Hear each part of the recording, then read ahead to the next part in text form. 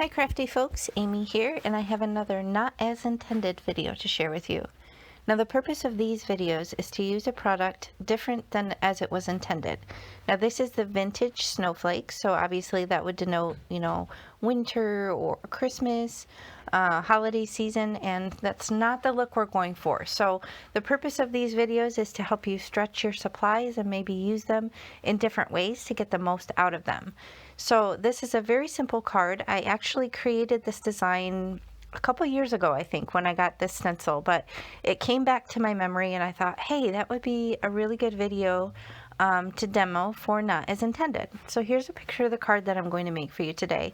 It's very similar to the one that I made a couple years ago, but I really liked how it turned out. So it kind of stuck in my mind and I thought I would revisit it for this video today.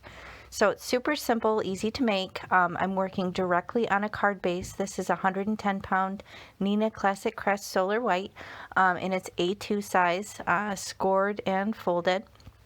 And I just have this vintage snowflake stencil from A Colorful Life Designs.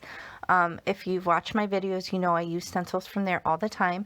I am on the design team, and there are hundreds, if not thousands, of amazing stencils to choose from. So be sure to check out the shop if you're in the market for stencils. And I do have a coupon.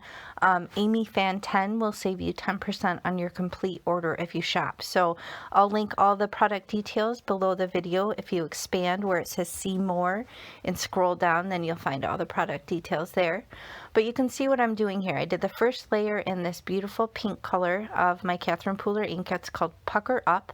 And I'm just using some Post-it masking tape just to kind of cover up the areas on the card base that I don't want to introduce ink to.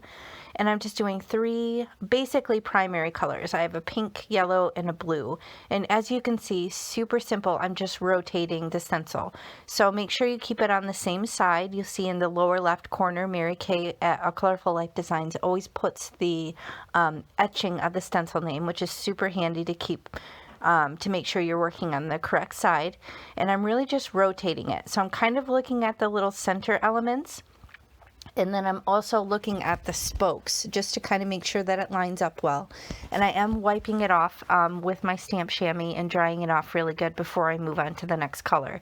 So there will be some overlap in color blending, but you don't really want to, muddy up your blending brushes or whatever you're blending with and kind of pull ink from the last color that you were using if you didn't want it. So just a tip, clean it off in between for this technique. But really you can see it's a super simple design here. I'm just doing the three colors and rotating the stencil as I go. So when all said and done, to me, it does not end up looking like a snowflake whatsoever. It almost has like a, what is that, spirograph look to it or something like that. And I have this stamp set from Waffle Flowers. It just has this really thick, bold thank you stamp, which I'm going to use. And again, this is what I did on the original card that I made a couple years ago. I don't remember exactly how I made it. I didn't go back and look at it. I'm just going from memory, so it might be a little bit different. But I do remember that striking black element on the card. I really liked how it stood out against those bright, flashy colors. And I'm using this rich pigment ink. This is VersaFine Clair Nocturne, and I do have it loaded up in my MISTI in case I need to do it more than once. Make sure it's nestled really good in the corner because you don't want this type of card to shift on you with a stamp like this.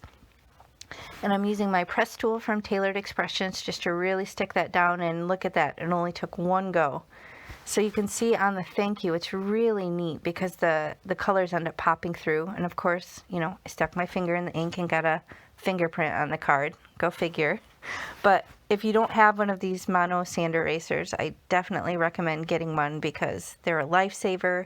If you end up smudging anything or sticking your finger in ink like I always do, then it's a must-have for your craft room. So that's basically it, guys. You can see this is single layer, easy to ship. You could totally batch these for a gift or for donations or just for your crafty stash. So I hope you enjoyed this Not As Intended. I do have a few other videos where I've used crafty products, maybe not as they were originally intended, just to help you stretch your stash, and I will link some of that below if you want to check that out. But thanks so much for watching. I appreciate you. Have a great day. Bye.